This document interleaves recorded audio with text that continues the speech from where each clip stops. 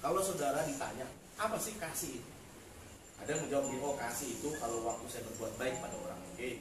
Kasih itu sabar, Pak. Yes. Kasih itu murah hati, Pak. Ya, betul. Bukan kayak itu ada di Alkitab, ya kan? Ya.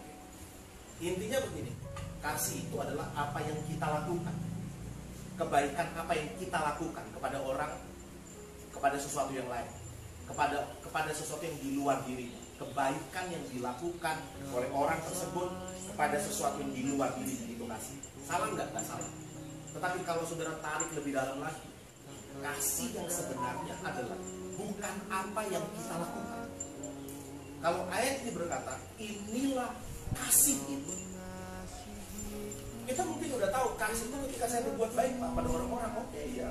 Hari-hari ini dengan wabah ini, saudara, ini dari sisi positifnya banyak sekali. Ada orang lihat negatifnya, ya oke, nggak apa-apa ya. Ada dua kacamata di sini, kacamata negatif, kacamata ketakutan, kacamata khawatir, ya nggak apa-apa. Anak orang juga seperti itu. Tapi ada kacamata yang positif. Mereka melihat begini, wabah ini juga menghasilkan banyak hal yang positif. Apa? Salah satunya, itu ternyata banyak orang baik yang di sekitar kita. Banyak orang-orang yang peduli. Kita pikir manusia hari-hari ini nggak peduli, tapi ternyata banyak sih orang yang peduli. Kalau saudara buka medsos, saudara lihat berita, itu terjadi kebaikan di mana-mana hari ini. Ada orang yang baik hatinya, dia berbagi pada orang-orang yang lagi terdampak secara langsung COVID-19, dia berbagi. Itu yang kita lihat. Banyak hal yang baik yang kita lihat hari ini. Tapi dengar baik-baik, bahwa Alkitab berkata, kasih itu ialah bukan apa yang kita lakukan, tetapi apa yang dikerjakan surga. Itu kasih yang sejati. Dari mana kita tahu? Dari peristiwa kematian Kristus. Dari peristiwa yang kita peringati hari ini, pengorbanan Kristus. Itu kasih yang terbesar. Maka lagu tadi berkata, karya terbesar di dalam semesta, dalam kehidupan kita ialah pengorbanan Kristus. Katakan amin. Bahwa kasih itu begini, untuk bisa mengerti ini. Kalau saudara mengerti ini, saudara akan mengerti bagaimana caranya berbuat baik yang benar. Berbuat baik di dalam koridor kebenaran itu sendiri. Dari sini kita nampak bahwa kasih itu adalah pekerjaan sorga kepada kita. Inilah kasih itu, bukan kita yang mengasihi, bukan. Saudara harus mulai dari sini dulu. Tetapi Allah yang telah mengasihi kita. Bentuk kasih Allah kepada kita apa? Yesus yang dikorbankan di kayu salib. Itu bentuk kasih Allah. Apa itu kasih? Jadi kalau kita tarik lagi, apa sih kasih? Kasih itu bukan kita yang baik. Maka dari peristiwa pengorbanan Kristus yang kita peringati pagi hari ini, saya coba mungkin membangun kembali dasar-dasar yang benar. Sebab kalau ini benar, ini terbangun dengan baik di dalam benak kita, di dalam cara kita bersikap, cara kita berpikir, maka ke depan sono akan jauh lebih baik lagi perjalanan hidup kita. Bahwa kasih yang sejati itu bukan kita yang mengerjakan. Kasih yang sejati itu Allah yang mengerjakan. Bukan kita yang mengerjakan. Kenapa hari-hari ini banyak orang Kristen merasa lelah, merasa capek hidupnya? Karena dia merasa, saya sudah berbuat banyak, Pak, tapi balasan apa yang saya terima? Nggak ada hasil apa-apa. Saya sudah melakukan ini kepada pasangan saya. Saya sudah melakukan ini semua kepada anak-anak saya, kepada kakak saya, kepada saudara saya, kepada tetangga saya. Tetapi hasilnya apa, Pak? Nggak ada. Capek saya, Pak, berbuat baik terus. Masa saya terus yang berbuat baik, kata dia. Masa saya terus yang mengampuni? Masa saya terus yang disuruh murah hati, Pak? Mereka dong disuruh balas juga kebaikan saya. Hari-hari ini sudah lihat ini ada satu hal yang luar biasa, bahwa banyak orang beragama itu lelah, merasa capek ketika beragama. Maka menarik. Ketika tidak ada ibadah di gereja nih, ini ada sedikit menarik dan lucu juga. Ada orang, waduh kok nggak beribadah ya? Saya pengen beribadah kok nggak beribadah. Tapi aneh, saya menemukan malah banyak orang yang puji Tuhan nggak ada ibadah, katanya gitu. Malah bersyukur nggak ada ibadah, kok aneh kan? Coba anda jujur lah ya, bahwa hari ini juga itu kita melihat orang-orang yang bersyukur dalam tanda petik, mereka berkata yes, tidak ada lagi gereja kan. Ada orang-orang ternyata bergereja itu menjadi satu rutinitas. Ada orang-orang ternyata bahwa dalam kehidupannya itu melakukan tindakan kebaktian itu sebenarnya lelah ya.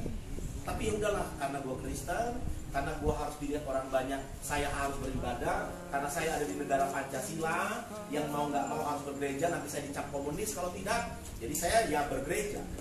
Mungkin yang lain ya saya mungkin beribadah sesuai dengan keyakinan masing-masing. Tetapi ketika itu dicabut di dalam tanda petik, maksudnya dihimbau, nggak ada ibadah dulu deh.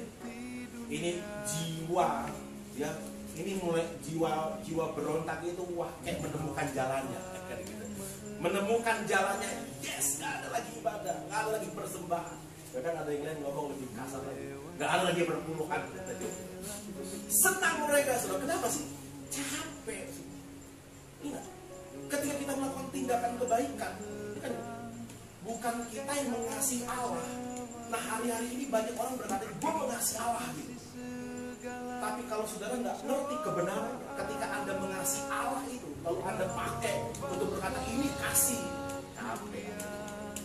Kekristenan yang melakukan, yang mendorong perlakuan dalam diri untuk melakukan sesuatu, capek. Paulus bilang begini, ini menarik. Paulus bilang begini, kerjakanlah keselamatanmu dengan takut dan gentar, sebab Allah lah yang mengerjakan itu di dalam hidup kita. Banyak orang membaca ayat dalam Filipi itu dia hanya sepotong, dia bilang begini, ayo kerjakan keselamatan, kerjakan, benar-benar dikerjakan, makin dikerjakan makin capek, makin dikerjakan, suruh ngampuni orang itu berat, energi yang dibutuhkan itu berat. Gini, orang tidak, bagi saya tidak ada energi yang terbuang, maksudnya yang tergunakan selain daripada mengasihi. Nggak ada yang lebih besar daripada itu. Contoh, Anda ketemu orang yang menghisap darah kebaikan Anda terus menerus. Anda ketemu dia curhat terus. Dalam hati Anda berkata begini, gue juga pengen curhat kali, kalau terus yang curhat gitu. Pernah nggak sudah ketemu orang kayak gitu? Dia terus yang nyolong curhatnya gitu. Padahal kita juga pikir ya, akhirnya kita mau nggak mau kan kita mendengarkan dia. Oke, dia curhat, kita dengerin. Akhirnya kita belagak baik. Ya, saya perlu doakan Anda. Gitu. Tapi tiap kali ketemu orang kayak gini, energi Anda kan keluar terus, capek. Ada beberapa orang secara psikologis itu capek, pelayanan itu capek. Maka sebenarnya orang-orang yang berkecimpung dalam misalnya kata ya, psikolog itu capek. Ini yang mendengar ini. Anda seorang psikolog. Tapi ketika Anda berperilaku psikologis menolong orang-orang tanpa kekuatan besar dalam Anda malah terkuras. Ada banyak justru psikolog yang stres. Kenapa? Karena dia jadi tempat tampungan orang. Dia tempat orang membuang sampah dalam diri. Dan lebih hebat lagi, bukan hanya psikolog yang stres, pendeta rohaniawan juga stres. Kenapa? Kalau dia punya 1000 jemaat, itu 1000 masalah yang jatuh ke dia. Dia punya 100 jemaat, 100 masalah yang jatuh ke dia. Tapi dengar deh, lewat pemberitaan firman Tuhan kita belajar satu. Pengorbanan Kristus itulah titik awal kasih yang sebenarnya, kasih yang sejati. Inilah kasih, bukan kita. Sekali lagi, bukan Anda dan saya, bukan. Alkitab berkata, Allah lah yang telah mengasihi kita. Katakan amin. Nah, ini menarik nih. Tidak berhenti sampai di sini. Ayat yang ke-19 yang menjadi ayat terakhir bagi kita. Kita mengasihi karena Allah lebih dulu mengasihi kita. Katakan amin. Nanti kan ya. Apa sih bentuk kasih Allah? Pengorbanan Kristus. Ya. Paskah itu bentuk kasih Allah. Itu bentuk kasih Allah kan? Oke, nah perhatikan ayat ini berkata begini. Kita mengasihi karena Allah lebih dahulu mengasihi kita. Coba kan gitu. Masalahnya apa sih? Tahu nggak saudara, ketika Yesus ngomong kepada ahli Taurat, kepada orang-orang Farisi, kepada orang-orang yang mendengar dia berkhotbah, dia berkata, marilah kepadaku, hai kamu yang letih lesu dan berbeban berat. Banyak pendeta, banyak pengkhotbah itu memakai ayat ini untuk menantang orang-orang dalam permasalahan secara umum. Ayo, yang berbeban berat apa tuh? Sakit, berbeban berat ekonomi dalam pekerjaan, ditantang untuk didoakan. Kalau Anda baca konteks, ketika Yesus ngomong ini, Yesus tidak menantang orang-orang dalam permasalahan umum itu. No, tidak. Tapi Yesus menantang orang-orang Yahudi yang pada saat itu capek melakukan hukum Taurat, yang membuat orang letih lesu karena beban 613 hukum Taurat yang harus dikerjakan. Wah, ini parah. Makanya sudah datang, ayo, kalau kamu pengen merdeka, datang kepada aku, akan memberikan kau kelegaan. Sama dengan ayat gini, kita wajib mengasihi, kita wajib beribadah, wajib melakukan kegiatan kebaikan, wajib, itu harus hukumnya. Tetapi itu harus dimulai dari pengorbanan Kristus dulu. Kalau kita nangkap pengorbanan Kristus merupakan kasih yang terbesar kepada kita, oh iya ya, kasih itu adalah kita menerima kebaikan dari Tuhan. Nah, ketika saudara menerima kebaikan dari sumber kebaikan yang tidak terbatas itu, maka saudara juga hanya sebagai saluran kasih itu. Ada orang yang coba-coba sok jago menganggap dirinya lah sumber kasih itu. Tapi kalau Anda baca Alkitab, bukan dirimu sumber kasih, saudara, tapi diri Tuhanlah sumber kasih. Maka saudara baru bisa mengasihi. Alkitab berkata apa? Ketika kita menerima kasih dari Tuhan. Bahwa kasih itu dimulai dari Anda menerima, percaya, meyakini bahwa pengorbanan Kristus terjadi atas dunia. Itu aja. Jadi ketika orang menyadari betapa Yesus mengasihi dirinya, mengasihi hidupmu, saudara, dengan mengorbankan dirinya, kamu menerima itu sebagai satu fakta yang luar biasa dalam hidupmu, maka percaya, ada sumber kasih yang besar dalam dirimu yang mengalir. Kalau sumber kasih yang besar ini mengalir begini, ini yang terjadi, ini yang terjadi. Kalau di pertama, kenapa orang capek, disuruh-suruh, dia pasti harus disuruh. Habis itu dengan ancaman pula, kalau kamu nggak beribadah, kamu nggak diberkati, takut akhirnya beribadah dari itu. Tapi kalau dia sudah menerima kasih dalam diri, itu walaupun dihalang-halangi, dia tetap maju ingin melakukan kebaikan. Coba, ya, kalau ada sumber kasih yang besar dalam diri saudara, itu dihalang-halangi kayak gimana pun, saudara tetap menerobos itu keluar. Itu karena kasih itu nggak bisa ditahan. Inilah kekristenan yang sejati, kekristenan yang bersumber dari pengorbanan Kristus. Maka saya mau bilang begini, saya menuntut khotbah pagi hari ini. Pengorbanan Kristus sumber kasih, membuat kita bisa mengasihi banyak orang, membuat kita bisa mengasihi sama. Dan ketika kasih ini ada dalam hidup kita, itu sama kayak anak muda lagi jatuh cinta.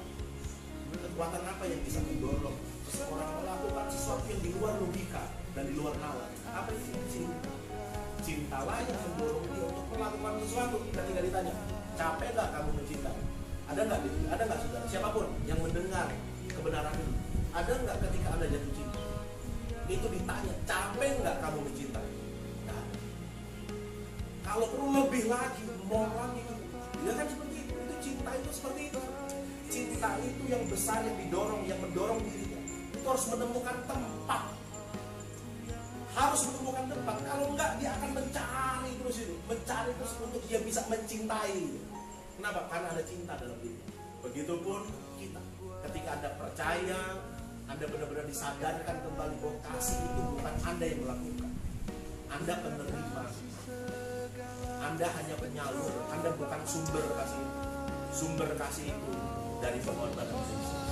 Ketika Anda menyadari dan menerima Kristus dalam hidup saudara, engkau berkata, Tuhan, saya butuh menerima kasih.